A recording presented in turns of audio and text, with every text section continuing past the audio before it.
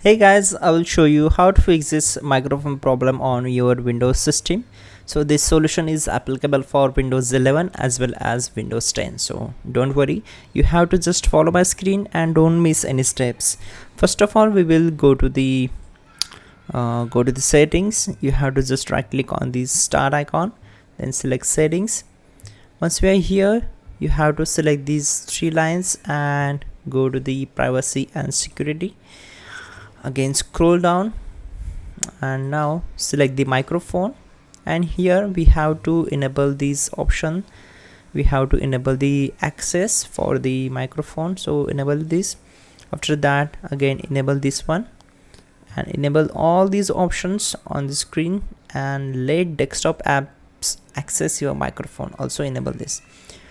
Once done, close this window, and then you have to just go to the search bar and type your task manager, then open it, then click on run new task, select browse button on this window, go to this PC and open C drive, then open Windows folder, and from here we have to find out the system32 folder, so double click on it to open it, and from here find out cmd.exe file, so just select it and click on open. Now check this box, create this task with administrative privileges, so click on OK. It will open command prompt window and we have to execute the commands to fix this issue. First of all, we will execute the command gp update and hit enter. So this will take some time to complete the process. You have to just wait for some time, around 1-2 minutes, and it will complete. After that, type in chkdsk space c colon and hit enter.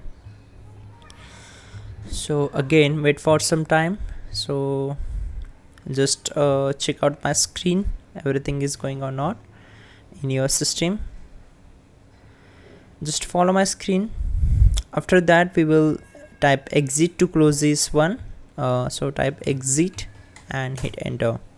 Now go to the search bar and type in control panel.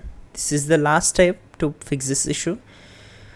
So go to the view by and select the large icons, and you have to just scroll down